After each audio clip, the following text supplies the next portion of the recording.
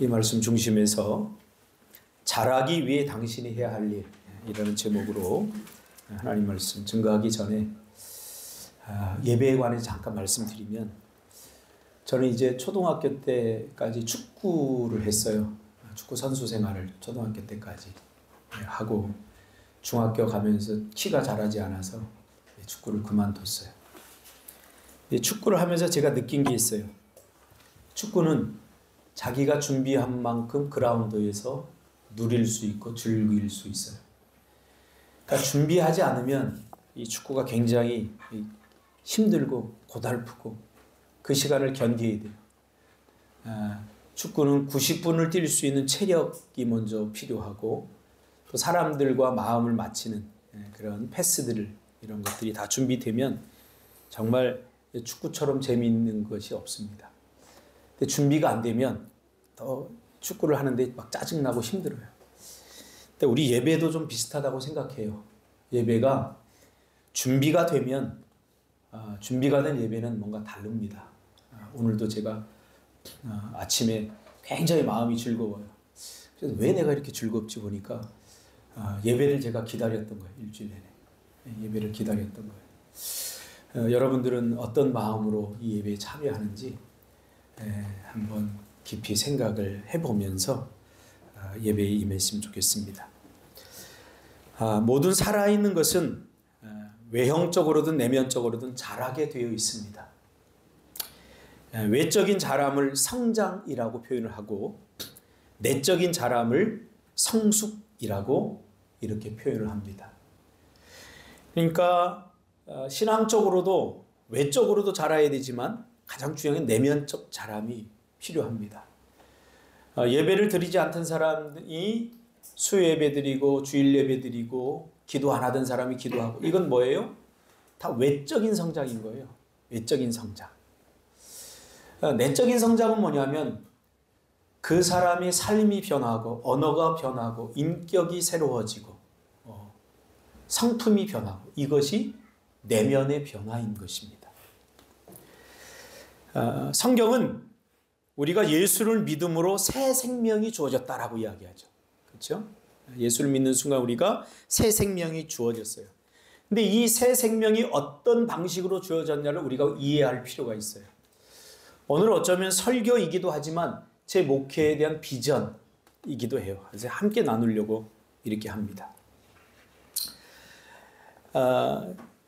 하나님께서 우리를 구원해 주시어서 새 생명으로 주었는데, 그 생명은 성숙한 존재로 주어지지 않았다는 거예요. 그러니까 생명의 존재로 주어졌다는 거예요. 그래서 이 생명은 자라가야 하는 것입니다. 생각해 보세요. 아이가 저 하나가 귀엽잖아요. 이쁘잖아요. 내 눈에도 저렇게 이쁘게 보이는데 엄마 아빠 눈에 얼마나 이쁘고 귀엽겠어요. 근데 30년 후에도 저 모습을 한다면 그것은 부모의 아픔이고 고통인 것이죠. 우리 신앙의 여정 속에도 비슷합니다. 우리가 아이들을 키우는 이유는 자라게 하기 위해서 그럽니다. 그래서 독립된 한 인간으로서 자기의 역할을 하면서 살아가도록 하는 것이 이 양육의 아주 가장 중요한 이슈 중에 하나입니다. 제가 이렇게 목회를 하는 것도 마찬가지예요. 아이들이 컸는데 여전히 부모에게 의존하고 독립하지 못하고 엄마 아빠 그러면 이것은 부모의 큰 근심거리고 아픔이 되는 거죠. 신앙생활도 마찬가지죠. 그래서 성경의 아주 중요한 주제 중에 하나가 뭐냐면 자라가라입니다. 자라가라. 그래서 사도 바울의 사역을 가만히 추적해보면, 사도 바울은 처음에는 초창기 사역은 교회를 세우는 일과 전도하는 일이었어요. 그렇죠? 전도해서 새 생명을 살려내고 교회를 새롭게 세우는 일이었어요. 근데 시간이 지나면서 사도 바울이 이게 아닌데 생각한 거예요. 왜냐하면 새 생명을 살려내고 교회를 세웠는데 교회에 문제가 생기는 거예요. 교회의 문제가 왜 생길까 고민하고 기도하다 보니까 교회의 문제는 교회를 이루고 있는 성도들의 문제가 된 거예요. 그러니까 성도들이 왜 저런 행동을 할까? 왜 저렇게 할까? 보니까 새 생명을 얻고 거기에 만족해서 그래요. 자라가지 못해서 그래요. 서로 사랑하고 성숙한 사람이 미숙한 사람을 품어주고 서로 아껴주고 돌봐주고 하면서 공동체가 자라가는 것을 성경에서는 부흥이라고 얘기를 해요. 우리 교회의 부흥이라고 말할 때 저는 이 부흥을 원합니다. 숫자만 늘어나고 사람 숫자만 늘어나고 그래서 더 많은 사람을 수용하게 교회를 짓고 이게 부흥이 아니라 한 사람이라도 그 사람의 삶이 변화되고 인격이 변화되고 언어가 변화되고 삶의 가치가 변화되는 것을 성경에서는 부흥이라고 이야기를 하는 거죠. 그러므로 한 아이가 유아기를 거치고 유년기와 청소년기, 청년기를 거쳐서 장년으로 자라듯이 독립된 한 인간으로서 자라듯이 신앙도 자라가야 하는 것입니다.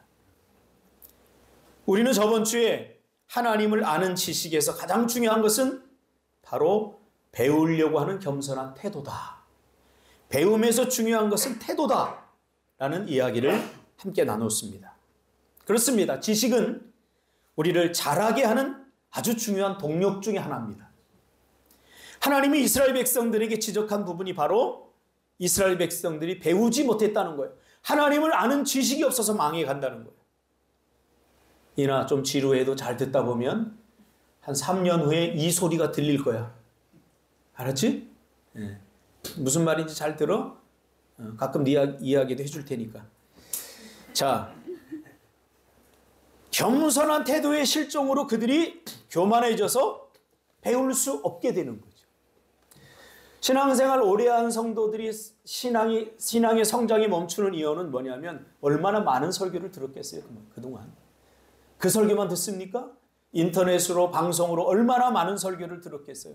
그러니까 마음속으로 무슨 생각을 하고 있냐면 다 알아 그런 거예요. 창세기 1장 1절 그러면 그거 알아. 이게 얼마나 교만한지 몰라요.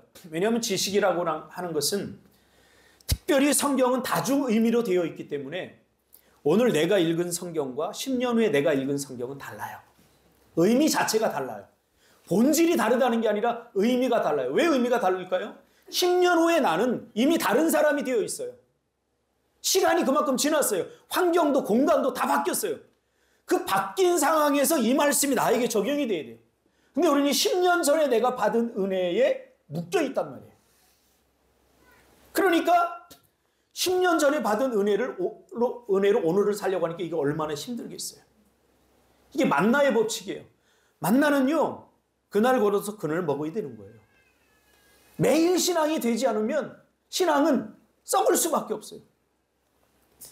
그래서 사도 바울은 고린도전서 13장 11절에서 내가 어렸을 때는 말하는 것이 어린아이와 같고 깨닫는 것이 어린아이와 같고 생각하는 것이 어린아이와 같다가 장성한 사람이 되어서는 어린아이의 일을 버렸노라.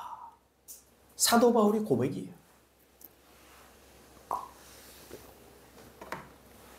사도 바울은 성장과 성숙을 세 가지 측면으로 봅니다.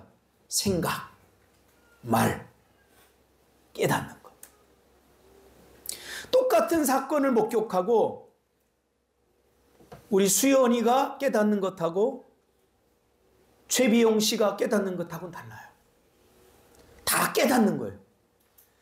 다르다고 하면 무엇이 다르냐? 질적으로 다른 거예요. 질적으로. 성숙한 사람이 깨닫는 것하고 미숙한 사람이 깨닫는 것은 달라요.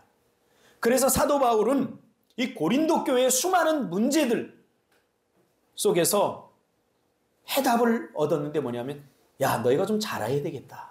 그거예요. 매일 똑같으니까 수준이 비슷하니까 매일 싸우고 시기하고 질투하고 그러는 거야. 좀 자라봐. 자라봐. 어디에서 자라? 생각에서. 사고를 확장시키고 생각을 좀 확장시켜. 응? 과거 10년 전에 하던 생각을 지금도 여전히 하고 있다면 이거 뭔가 잘못된 거예요. 자라야죠. 말도 마찬가지예요. 말도 자꾸 자라가야 돼요. 성숙하게. 자라가야 돼요. 깨닫는 것도 마찬가지죠. 오늘은 우리가 그리스도의 장성한 분량에 이르기까지 자라기 위해서 해야 할 일들이 무엇인가에 대해서 함께 나누려고 합니다. 저는 목회의 중점을 어떤 외형의 변화가 아니라 내면의 변화에 관심을 갖고 목회하는 목회자입니다. 그러다 보니까 좀 힘들 수 있어요. 우리 준석 장로님이 저를 정말 많이 사랑하거든요, 친구가. 그런 얘기를 하는 거예요. 목사님, 우리 교회가 좀 접근성이 좋은 곳으로 나가면 안 될까요? 조금 대려변으로 나가고 사람들에게 잘 눈에 띌 수 있는 그런 곳으로 가서 예배드리면 사람들이 많이 올 것 같아요. 이제 조금 힘든 모양이에요. 그렇죠? 우리끼리 예배드리니까. 그래서 저와 여러분이 목회적 방향을 같이 해야 됩니다. 우리가 단순히 숫자 늘리기에만 힘쓴다면 굳이 이렇게 설교할 필요가 없어요. 훈련시키면 돼요. 뭐 새 곳 했어요. 지금 뭐 주일학교 아이들 없다 그러는데 제가 빼빼로 몇 개 줬더니 저 나북 초등학교 그 아이들이 한 대여섯 명씩 계속 와요. 빼빼로 몇 개만 줘도 와요. 우리가 게을러서 전도 안 하는 거지. 요 나북 초등학교에서 만들어 놓은 학교 살리기 거기 금산마을 거기 한번 가보세요. 우리 애들은 빼빼로 하나 주면 그냥 막 여기저기 굴러다니지만 거기 주변의 애들은요 빼빼로 하나에 목숨 거는 애들이 있어요. 그냥 와요. 와갖고 막 돌아다니는 걸 빼빼로 내가 주면 야 우리 교회 와? 내가 그러니까 네 하더니 그 다음날 또 왔어요. 또 와서 막 걔하고 막 노는 척 하다가 계속 우리 집을 쳐다보다가 왜 나오라는 거죠. 빼빼로 주러. 그러다가 안 나가니까 내가 이렇게 숨어서 봤어요. 요놈들 어떻게 하나 하고 숨어서 봤더니 지네들끼리 쏙닥쏙닥 야 쏙닥쏙닥 하더니 우리 집 초인종을 누르는 거예요.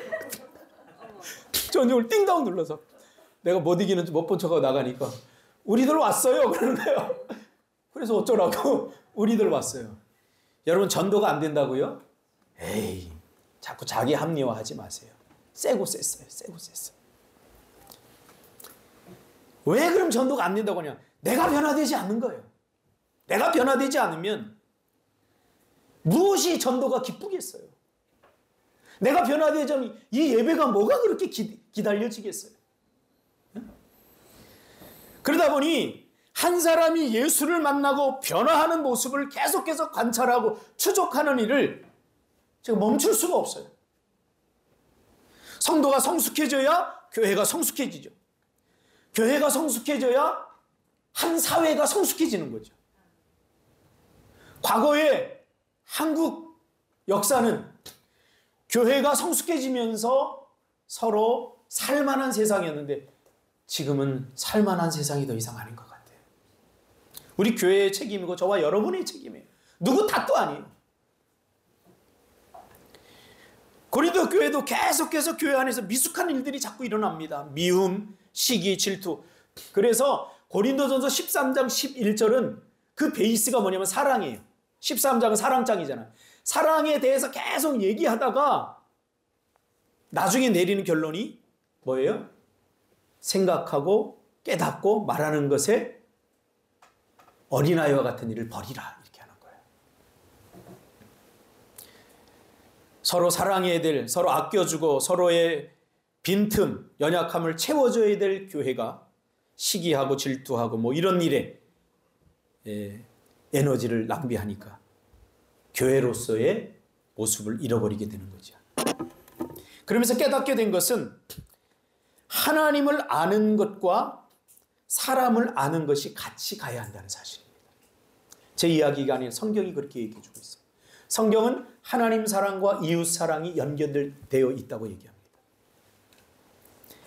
성숙의 동력은 뭐냐? 바로 하나님을 알고 사람을 아는 지식과 그리고 그 아는 지식을 하나님에게 실천하고 사람에게 실천하는 용기입니다.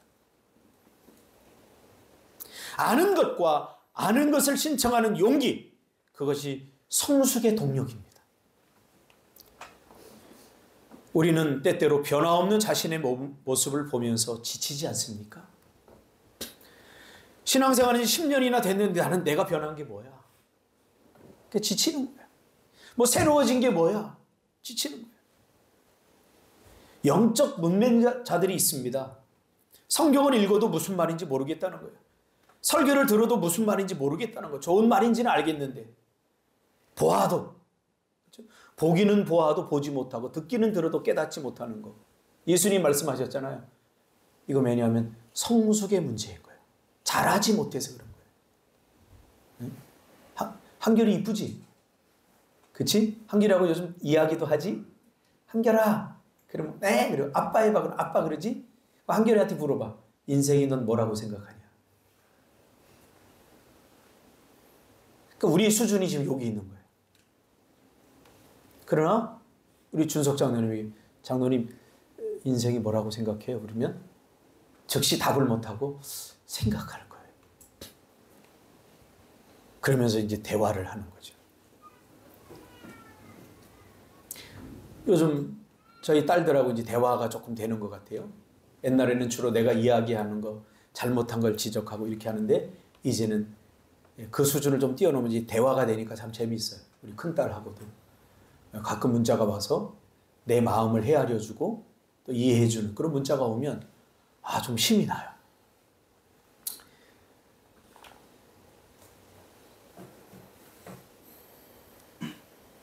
예배하고 그토록 많이 기도하는데 그토록 많이 헌신하는데 내가 잘하지 않으면 헌신이 버거워지고 예배가 기쁨이 아니라 견디는 것이 되고 기도가 어쩔 수 없이 하는 그러한 하고 싶지 않은 일이 되어버리는 거예요.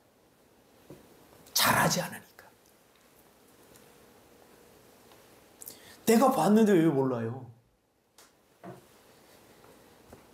이게 지금 한국교회의 영적 문맹을 만들어내는 아주 핵심적인 이야기입니다. 그래서 한국교회는 자꾸 목사와 더 친밀한 관계를 만들어 나가야 됩니다. 목사들이 큰 교회 목사들은 목사인 줄 아세요? 정말 아주 스마트하게 성경적으로 목회를 하는 작은 교회를 지향하는 목사들이 한국교회에 많아요. 그러니까 성도가 똑똑해져야 돼요. 근데 한국교회 목사들은 성도를 똑똑하게 하지 않아요. 그 우매화 해버리는 거예요. 그래서 그냥 교회 나오면 돼 이렇게 해버리니까 생각을 못하게 하는 거예요. 도대체 생각해보라는 거예요. 새로운 것을 배우려 하지 않고 낡은 지식을 버리지 않고 자기 자신을 재충전하지 않으니까 잘하지 않는 거예요. 그럼 잘하기 위해서 어떻게 되냐? 성경이 우리에게 주는 이 질문에 대한 답은 예수님이 우리에게 줘요. 우리가 잘하기 위해서는 왜? 질문을 해야 돼요. 질문. 생각하고 질문을 하고 거기에 대해 생각하고 계속해서 파고들어야 돼요.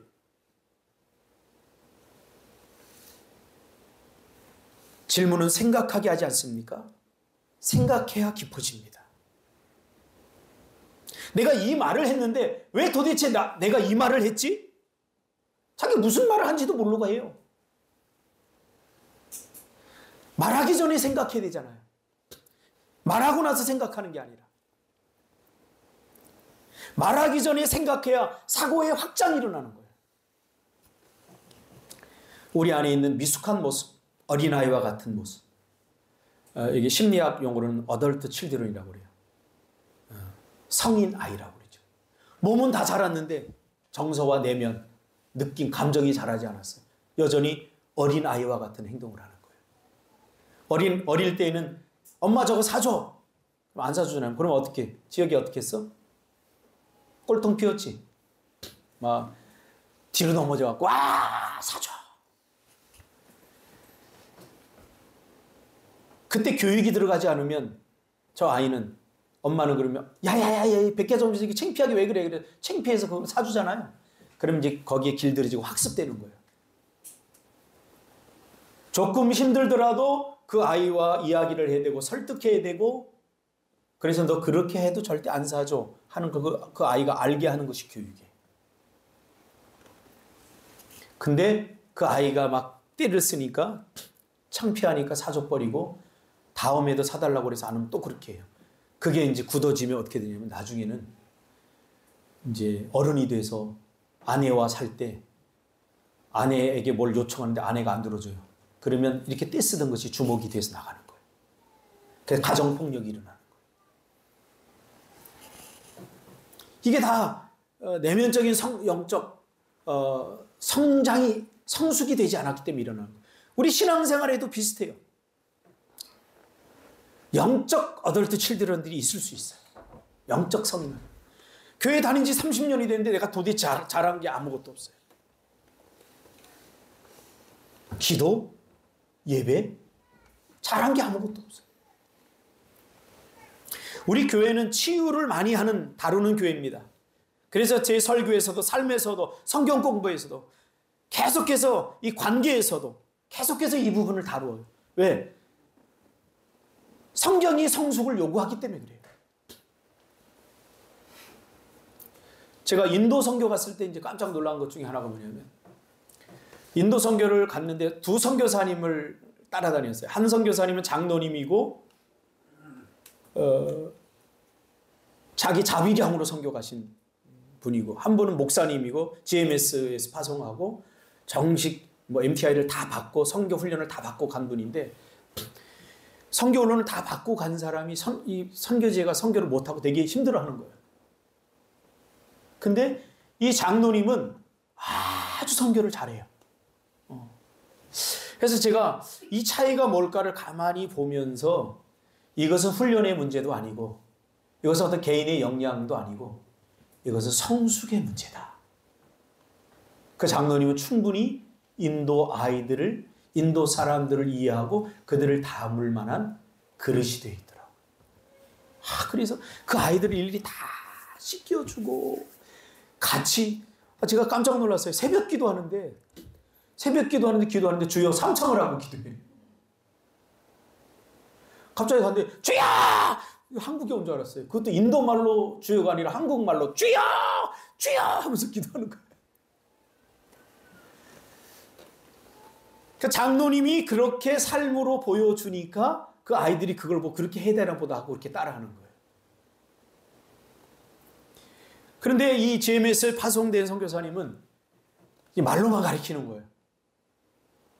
앞에서 자기가 해야 되는데, 여기서는 이렇게 방법론을 배워갔는데 그걸 누가 하겠어요? 누가 해주겠어요? 예수님처럼 자기를 희생하고 헌신해서 해야 되는데 그게 안 되니까 선교가 안 되는 거예요. 내가 건강하지 못하다, 내 삶이 건강하지 못하다면, 내 신앙이 건강하지 못하다면 왜 건강하지 못한지 이유를 좀 물어볼 필요가 있어요. 우리가 북콘서트 하면서 배움의 발견에 대해서 북콘서트 하지 않았습니까? 근데 북콘서트도 왜 하는지 우리가 좀 알아야 돼요. 여기서 그 타라의 고민이 뭡니까? 타라의 고민. 오빠의 폭력에 굴복하고 싶지 않아서 자신을 비워버립니다.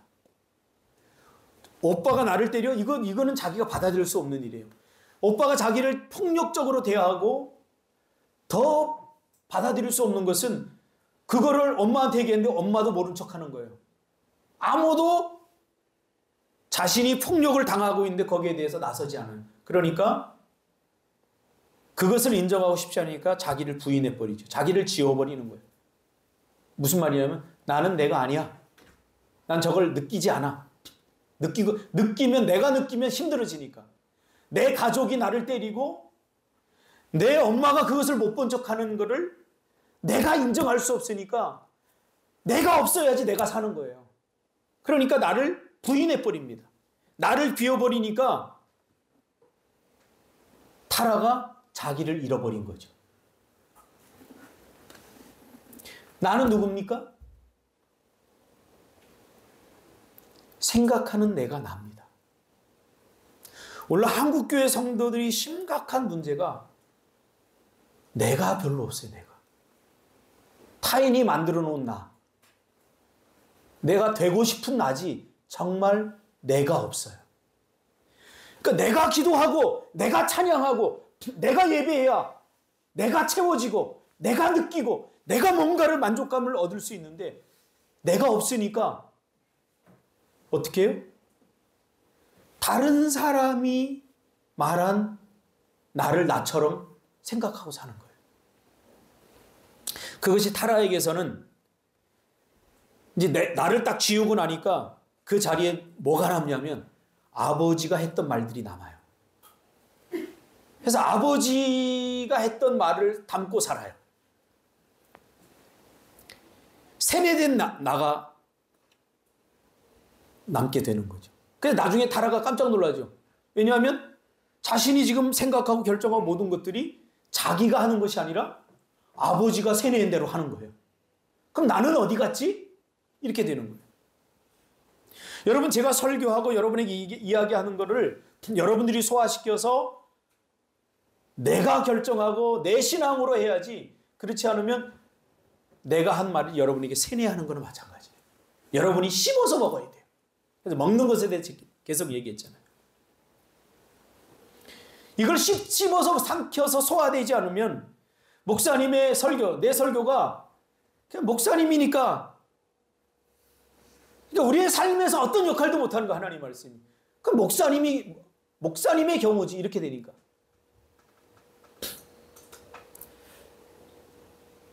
그래서 하나님의 말씀을 외워서 알게 되는 거예요. 세뇌돼서 알게 되는 거예요. 그 일을 누가 겪냐면 언니 오드리가 겪죠. 그래서 동생이 오빠에게 맞는 걸 알고도 모른 척합니다. 그래야 마음이 편했기 때문이죠. 나는 누구냐? 느끼는 나예요. 생각하는 나예요. 오직 나로서 내가 찬양하면 얼마나 기쁩니까? 내가 찬양하는 거니까. 그러니까 야, 저 사람 저렇게 찬양하는 거 보고 그냥 부러워만 하는 거예요. 나로서 내가 찬양하고 싶지 않은 거예요. 그냥 그거 보고 은혜 받는 거예요. 저 사람 보고, 저 사람 받는 은혜를 보고 내가 은혜를 받는 거예요. 이게 가짜죠. 내가 받아야죠. 내가 누군지 모르는데 어떻게 받아요? 미안해. 이니야, 내가 한번 욕할게. 야, 이 잘생긴 놈의 새끼야. 네. 바로 나오잖아요. 저 이니가 살아있는 거예요. 이니로서 지금 반응하는 거예요. 기분 좋지? 예, 조금 좋기도 하고 한쪽으로 나쁘기도 하고. 잘생긴 사람아 그러면 좋았는데 잘생긴 놈이 새끼야 그러니까. 이게 느낀다는 건 뭐냐면 자기 자아를 찾는 거예요. 내가 느끼는 거예요. 그러니까 우린 뭐예요? 이만큼 잘 살고 이만큼 누리는데도 별로 행복하지 않아요. 왜? 내가 없으니까. 근데 사람들이 그래요. 야, 이나 너 그 정도면 행복한 거야. 너 그 정도면 괜찮은 거야. 내가 느껴야지 내가 괜찮은 거지. 그래? 나는 별로 잘 모르겠지만 나는 행복한 거구나. 그리고 사는 거예요. 나는 행복하지 않은데. 내가 나를 느껴본 적이 없어요. 제가 신앙생활하고 예수를 만나면서 제가 지금까지 고민하면서 여기까지 온 이유가 바로 그거예요. 나는 나를 보고 그래요. 사람들이. 목사님 목회는 좀 독특하다. 목사님은 좀 독특한 사람이다. 아니에요. 전 독특한 거 맞아요. 근데 이상하진 않아요. 왜? 하나님이 나를, 여러분을 다 독특하게 만들어 놓으셨기 때문에 여러분 그걸 찾아야 돼요. 그걸 찾자는 거예요. 다른 사람처럼 똑같은 사람이 되어서 똑같은 것을 보고 똑같이 감동하는 그런 로봇가 아니라는 게 우리가. 할 얘기가 많지만 오늘 설교 마무리 해야 되기 때문에 여기서 마치겠어요. 그래서 내가 없으니까 결국 뭐예요? 내가 없으니까 다른 사람들의 좋은 것들을 다 내 안에 집어넣고 사니까 내가 누군지 모르죠. 그래서 타라도 아버지로 가득 차 있다는 걸 나중에 발견하게 되죠. 타라가 깜짝 놀란 게 뭐냐면 난 아버지처럼 살고 싶지 않았어. 그렇게 생각하는데 결국 나중에 보니까 자기도 아버지하고 똑같은 삶을 사는 거예요. 그럴 수밖에 없죠. 왜? 그 안에 아버지밖에 없는데 뭘. 내가 거부하고 내가 아니라고 말하고 내가 강력하게 저항해야 되는데 나를 포기해버리니까 그 안에 다른 사람들이 다 들어가 있는 거예요.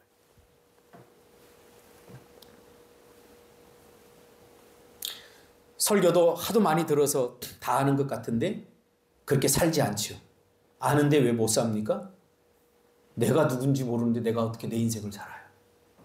알지 못하기 때문입니다. 그런데 그것을 인정하고 싶지 않으니까 이런저런 핑계와 변명으로 일관하죠. 여러분, 나를 찾으려면 어떻게 되냐면 자기 느낌을 가져봐야 돼요.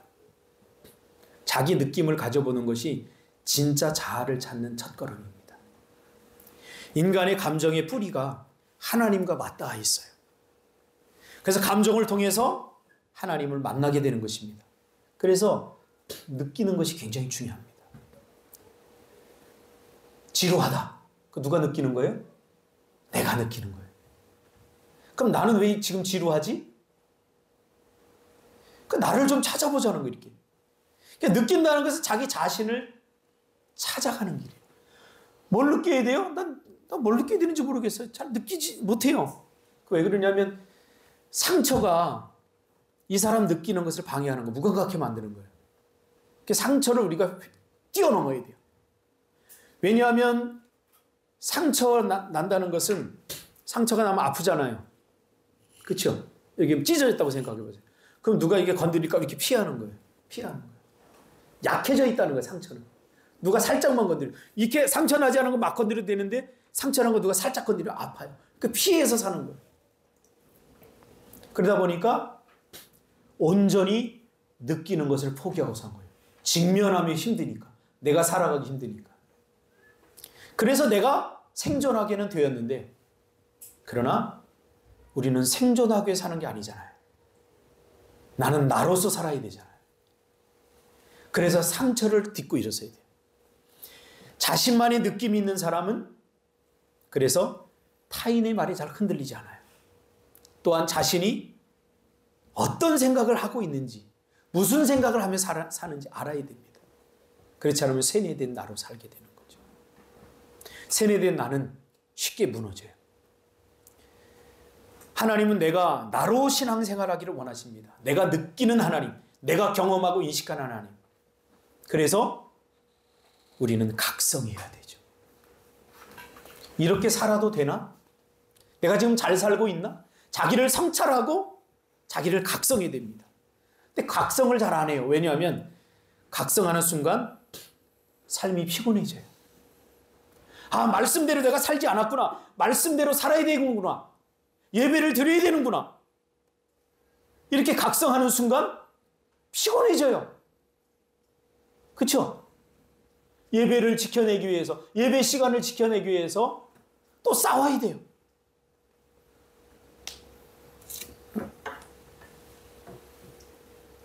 각성해야 돼요.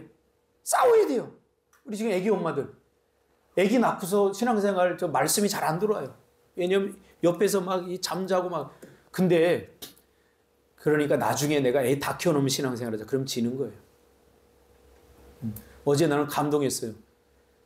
한결이 저게 눕혀놓고 첼로를 하더라고요. 아주 좋은 거예요. 또 그 모든 사람들이 그걸 받아들이잖아요. 이게 성숙한 거예요.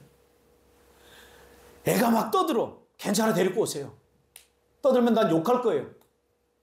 엊그제도 보람 집사가 막내 업고 새벽기도 나왔어요. 새벽기도 나왔는데 그 애기가 얼마나 떠들어대는지 새벽기도 때. 가만히 있으면 좋은데 와 그러면서 떠들어요. 설교하는데. 그래서 제가 욕했어요. 조용히 안 해, 새끼야. 새벽기도 나오라고 그래서 나갔더니 목사님이 욕했네. 그러면 안 돼요. 나는 내 역할을 하는 거예요. 그럼 본인은 본인 역할을 하면 돼요. 자존감이 낮은 사람은 목사님 나오라고 그래서 나왔는데 욕했네? 그렇게 살지 마세요. 제가 어제 TV를 보다가 너무 은혜를 받아서 오늘 꼭 나누고 싶어요. 치과 의사가 러시아에 가서 이제 러시아 의대에 가서 이제 유학을 하고 치과 의사가 된 거예요. 그리고 내가 봤더니 이분들이 이제 약간 선교사인 것 같아요. 근데 인간 시대 같은 데는 이제 방송에 공용성을 떼야 되기 때문에 밝히지 않지만, 그래서 이제 캄보디아로 가가지고 무료 봉사를 하면서 치과 일을 하는 거예요. 하다 보니까 공부는 하고 싶은데 이 도시에 와서 공부 못하는 아이들을 위해서 기숙사를 만들어서 농촌에 있는 아이들 거기 가서 살게끔 하고, 그리고 거기서 이제 키운 한 아이가 이제 대학생이 돼서 결혼을 해야 되는데 고아로 자랐어요. 이 아이가, 남자아이가. 그러니까 캄보디아는 모계사회라 결혼하면 아내의 집에 들어가 살아야 돼요. 그리고 대신에 남자는 지창금을 갖고 가야 돼요. 근데 너무 둘이 사랑하는데 이제 보증인이 없으니까 결혼을 못하게 저쪽 집에서 여자 집에 반대를 하는 거예요. 그러니까 이 치과 부부가 우리가 부모 대주겠다. 지창금도 우리가 내주겠다. 그래서 지창금을 내주고 결혼을 시켰어요. 행복하게 너무 잘 살아요. 그래서 그 집에 가서 같이 밥을 먹는 장면이 나오는데 PD가 인터뷰를 하는데 뭐라고 그러냐면 이렇게 정말 최고의 대학에서 가장 좋은 의술을 배워서 이런 캄보디아나 이런 데서 당신의 평생을 보내면 후회되지 않겠습니까? 가장 아쉬운 게 뭐예요? 그러니까 가장 아쉬운 게 있다면 구정이나 명절에 가족들과 함께 모여서 고스톱도 치고 윷놀이도 하고 뭐 이런 이야기 저런 이야기 하는 그런 소소한 삶을 누리지 못하는 게 좀 아쉬움이라면 아쉬움입니다. 그러면 당신들이 이렇게 돈을 벌지 않고 벌은 거를 다 이렇게 쓰면 사용하는데 당신의 노년에 당신들이 병원에 갈 돈도 없고 누군가에게 도움을 받아야 되는 처지에 처하면 하게 된다면 당신 후회하지 않겠습니까? 이렇게 물어봐요. 그러니까 후회하겠죠. 그러는 거예요. 후회하겠죠. 왜 후회 안 하겠어요? 사람인데 나도. 근데 그 다음 한 말이 정말 너무 감동적이었어요. 뭐냐면 은혜스러웠고. 후회하겠죠. 근데 후회해도 내가 했던 이 삶의 흔적은 그대로 남잖아요. 누군가를 행복하게 해줬던 그 가정은 남을 것이고 저 아이들에게 베풀었던 선 그래서 저들이 저렇게 잘 살고 있는 것 이건 남잖아요. 후회도 괜찮아요. 왜? 이건 남으니까. 저는 그동안 후회 없는 삶이 성공한 삶이라고 생각했거든요. 제가 그 하나에 번개처럼 스치듯이 후회해도 되는구나. 그래서 마음이 얼마나 시원해진지 몰라요. 왜? 후회한다고 내가 했던 모든 것들이 없어지지 않으니까. 내가 그동안 많은 청소년들의 삶을 회복시키고 그들에게 주었던 용기와 도전 그것이 사라지는 게 아니기 때문에. 저는 뭐 국민보험연금 그런 거 하나도 뭐 낼 형편도 한 적 하나도 없어요. 저도 마찬가지. 저도 선교사나 마찬가지. 노후 보장됐느냐 아무것도 된 게 없어요. 그래서 나중에 준석 집사한테 가서 돈 좀 빌릴 수도 있어. 그러면서 나도 후회하겠죠. 후회하려고요, 그냥. 후회하기 싫어서 이 삶을 포기하진 않으려고요. 후회하면 후회하는 거죠. 후회한다고 내 삶에 그동안 했던 모든 것들이 없어지지 않으니까. 각성해야 됩니다, 우리가.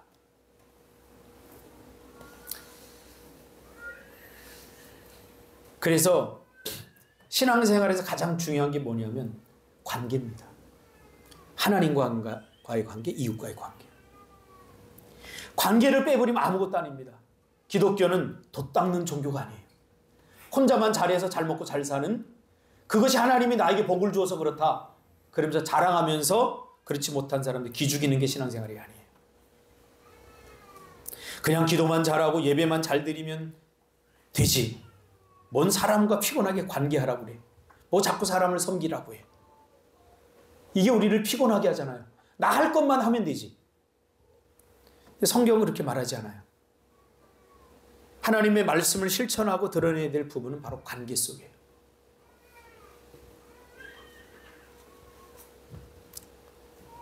기독교 신앙은 돌을 닦는 신앙이 아니라 관계하는 신앙입니다. 나와 너, 우리. 그 가운데 하나님의 말씀으로 연결하고. 그래서 하나님을 아는 지식과 인간을 아는 지식은 서로 연결되어 있습니다. 하나님 사랑과 이웃 사랑은 서로 연결되어 있습니다. 이 고리가 끊어지면 나는 예수를 여전히 믿는 것 같은데 건강한 신앙이 아니라 근본주의적 신앙인이 됩니다. 이 근본주의적 신앙이 뭔지 대해서 여러분 한번 고민해 보세요. 제가 연구한 바에 의하면 한국 교인의 80% 이상이 근본주의적 신앙을 갖고 있어요. 근본주의적 신앙은 자기를 폐쇄적으로 만들고 자기를 고립적으로 만들어 버립니다. 그렇죠? 어떤 사람들은 그래요. 외롭다고 하는 사람들이 있어요. 근데 이거 외롭다는 것도 관계적으로 우리 살펴보면 내가 고립과 외로움을 구분할 줄 알아야 돼요. 하나님은 우리 이웃을 서로 외롭지 말라고 주셨는데 이 사람은 이래서 싫고 저 사람은 저래서 싫고 그래서 자기 스스로 고립시키면 내가 외로울 수밖에 없어요. 그것은 외로워서 외로운 게 아니라 내가 스스로 고립시켜서 외로운 거예요. 세상에 다양한 사람들이 있어요. 자기 마음에 맞는 사람만 살려고 하면요. 자기 스스로 고립시키는 거예요. 이런 사람 저런 사람 다 있어요. 그걸 다 수용하고 받아들여야 돼요. 그리고 그것이 복이에요. 저는 외롭다고 하는 사람들 저한테 여러분 오면 제가 이제 그렇게 질문을 해요. 사람들과 어떻게 지냅니까? 이거 먼저 물어봐요. 그러니까 보면은 외로운 사람들의 거의 90%는 다 스스로 고립시킨 거예요. 이 사람은 이래서 싫고 저 사람은 저래서 싫고. 저는 우리 막내에게 배우는 게 있는데 뭐냐면 우리 막내는 여러 사람과 두루 다 잘 지내요. 왜 잘 지내냐고 봤더니 우리 막내는 친구들이 누구를 험담하는 사람을 싫어해요. 그러니까 잘 지내더라고요. 너무 감사한 거예요, 그게. 이 사람은 이래서 싫고 저 사람은 저래서 싫고 나에게 맞는 사람을 찾아보세요. 누가 있나? 아무도 없어요. 그러니까 혼자 살아야 되는 거예요. 그러니까 고립되는 거예요. 그러니까 외로운 거예요. 혼자 살리니까. 성숙하다는 것은 관계의 문제가 있습니다. 관계. 철이 든다는 것은 어른이라는 것은 뭐라고 그랬어요, 제가? 내 마음에 들지 않는 사람과도 두루 잘 지내는 게 성숙함이에요.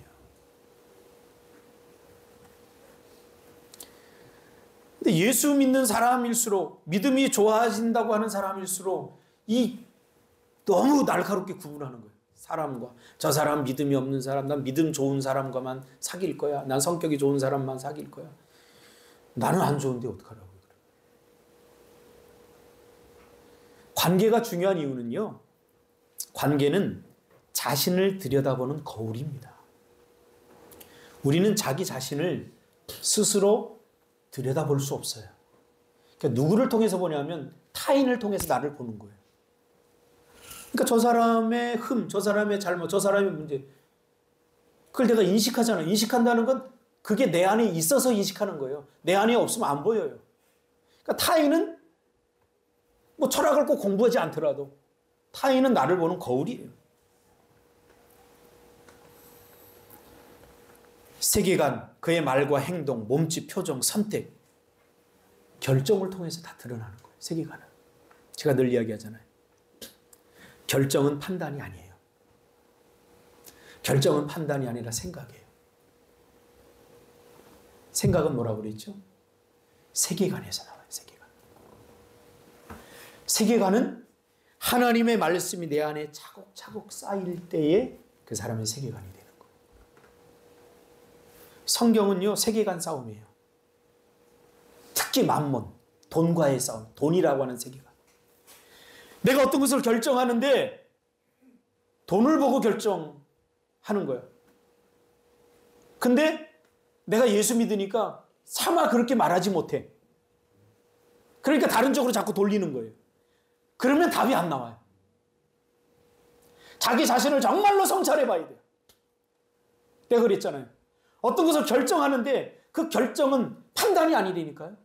그건 생각이에요. 내 생각이 물질에 가 있는 거예요. 생각은 그 사람의 세계관이에요. 세계관은 하나님의 말씀이 차곡차곡 쌓여서 생기는 게 세계관이에요. 근데 쌓이지 않았다는 거예요.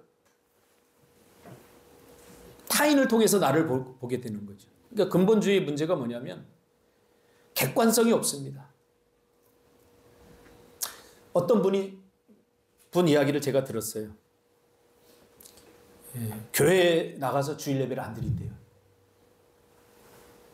그래서 왜 교회에 나가서 주일 예배를 안 드리냐고 그랬더니 하나님께 응답을 받았대요.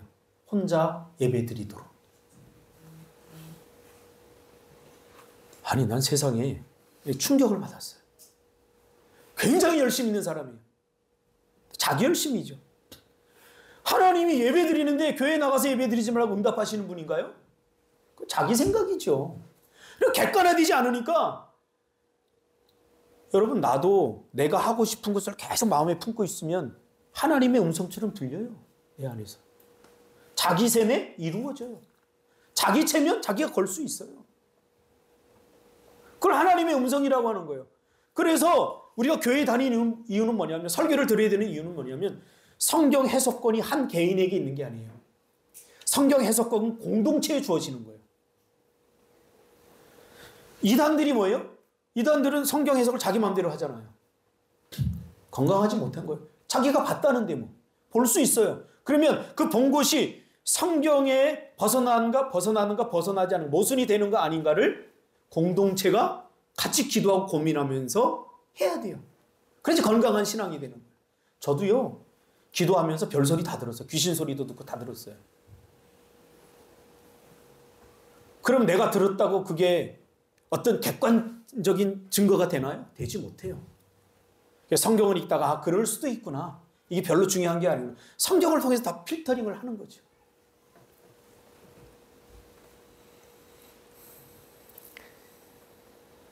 우리 건강해져야 됩니다. 건강해지기 위해서는 어떻게 됩니까? 왜라고 하는 질문을 계속 던져야 됩니다. 왜? 왜 나는 이렇게 생각하지? 신앙생활은요, 정답을 구하는 것이 아니라 정답을 모른 채 계속 살아가는 법을 배우는 게 신앙생활이에요. 정답을 가르쳐 주세요. 이런 사람들이 자꾸 이단에 빠지는 거예요. 정답은 없어요. 그러나 정답은 있어요. 그 정답을 있다고 하는 사람들을 아주 조심해야 돼요. 신앙생활은 이제 금방 끝낼게. 괜찮아. 조금만 참어. 왜 나는 하품하는가? 한번 생각해봐. 어제 늦게 잤나? 한번 생각해봐.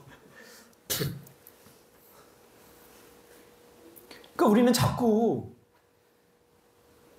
성공해서 잘된 것만 자꾸 얘기해요. 그것이 신앙생활 잘한다고 생각하잖아요. 아니에요. 실패했을 때 나는 누군가 물어보세요.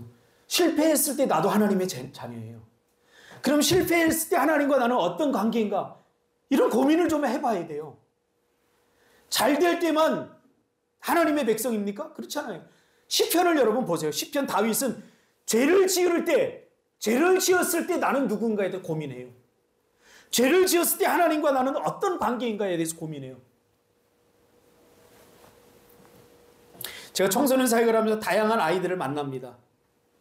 그러나 교회는 어떤 틀에 찍혀있는 모범 답안만 자꾸 생각합니다. 그래서 저런 문제 있는 애들 우리 교회 오면 안 된다고 자꾸 이야기를 합니다. 그러나 저는 끊임없이 그 아이들을 붙들고 기도하면서 제가 느낀 게 있어요. 예수님도 창녀를 사랑했어요. 그렇죠? 그러면 이 창녀에게 예수님은 누군가? 우리가 의로운 상태에서 만나는 하나님이 아니라 내가 죄 지었을 때, 내가 실패했을 때, 내가 하나님의 싫을 때 하나님을 떠나지 않고 이걸 갖고 고민해야 돼요. 교회 안에서. 근데 여기에 대한 답을 주지 않으니까 자꾸 교회를 떠나려고 하잖아요. 찬양 부르고 싶지 않은데 앓을 때 하나님과 나는 어떤 관계인가? 찬양 부르고 싶지 않은 나는 왜 과연 찬양 부르고 싶지 않은가? 이런 고민을 해야 돼요. 그런 것에 대한 당연한 막연한 죄책감을 갖는 게 아니라 여기에 대한 고민을 하고 이게 기도 제목이 돼야 되는 거예요. 여러분, 제가 목회를 할 때 목회를 꼭 좋아서만 하는 게 아니에요. 목회자로서 성도가 싫어질 때도 있어요. 싫을 때도 있어요. 왜 없겠어요? 그때 저는 물어요. 나는 왜 성도들이 싫지? 왜 싫어지지? 성도들이 싫을 때 하나님과 나의 관계는 어떤 모습을 띨까? 이게 대해서 묻는 거예요. 그래서 지금까지 온 거예요. 그러나 미운데도 안 미운 척하고 살면 기도가 안 돼요. 그냥 솔직하게 직면하는 거예요. 저 사람 정말 우리 교회 안 나왔으면 좋겠는데 저 사람. 자꾸 문제만 일으키고. 그런 사람이 있어요. 그럴 때 나는 왜 그런 생각을 하지? 그럴 때 하나님은 내 생각에 대해서 어떻게 생각하지? 하고 묻고 질문하고 이게 신앙생활인 거예요.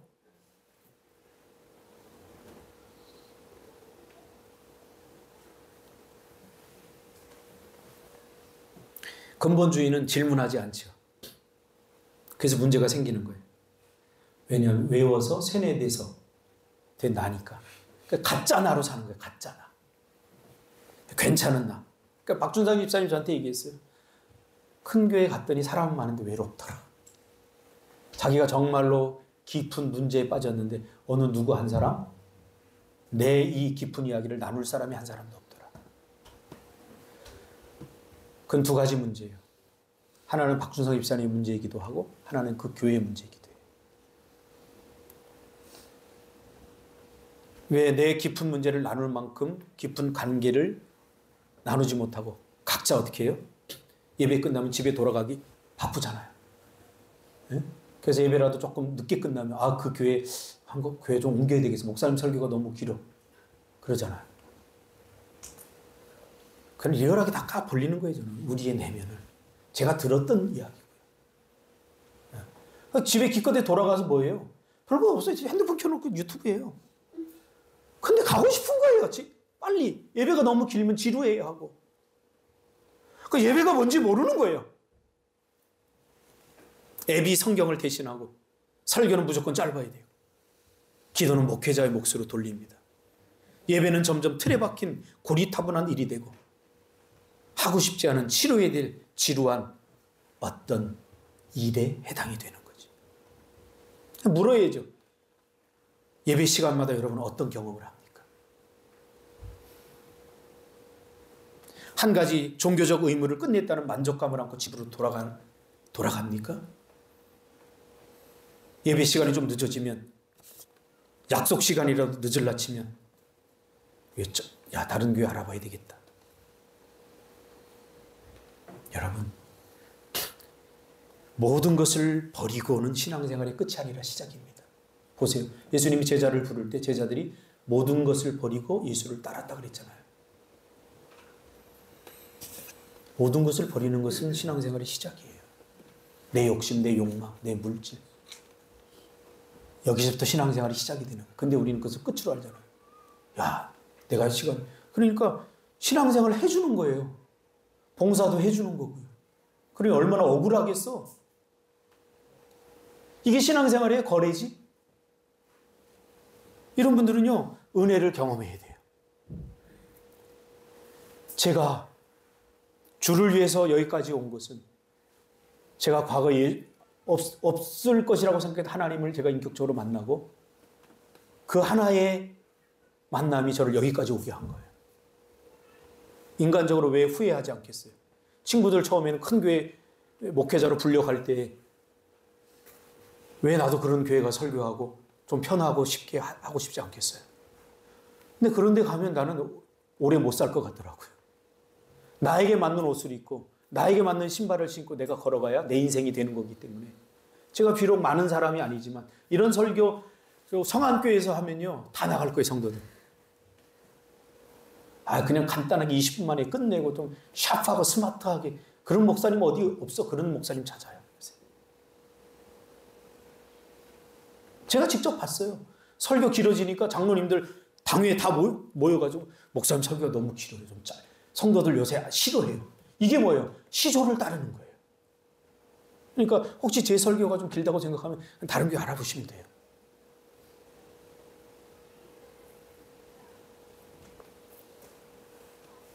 질문은 우리 안에 있는 허상들을 걸러내는 최의 역할을 합니다. 저는 너무 감사해요. 우리 교회 성도들이 이렇게 지루하게 오래 설교하는데도 저하고 이렇게 아이 컨택을 하면서 우리 선미 씨만 합파 한번 했지. 장로님은 눈 감고 계셨지. 장로님 눈 감고 계셔도 다 들어요. 근데 저는 아이 컨택하는 걸 좋아해요. 이렇게. 예? 오성훈 집사님은 왜 나는 가수원에서 이 농사를 짓고 있는가 질문해 보세요. 언제까지 해야 되나 그러면 답이 안 나와요. 왜 나는 이 일을 하고 있는가? 언제까지 해야 되나? 질문하세요. 그리고 자기 자신과도 이야기해야 돼요. 왜 나는 이 일에 실증을 느끼나? 왜 나는 이 일이 싫은데 계속 이 일을 할 수밖에 없는가? 질문하세요. 뭐가 두려워요? 아니라면 과감히 포기해야 돼요. 하나님이 기뻐하지 않으면 내려놔야죠. 기도하겠습니다.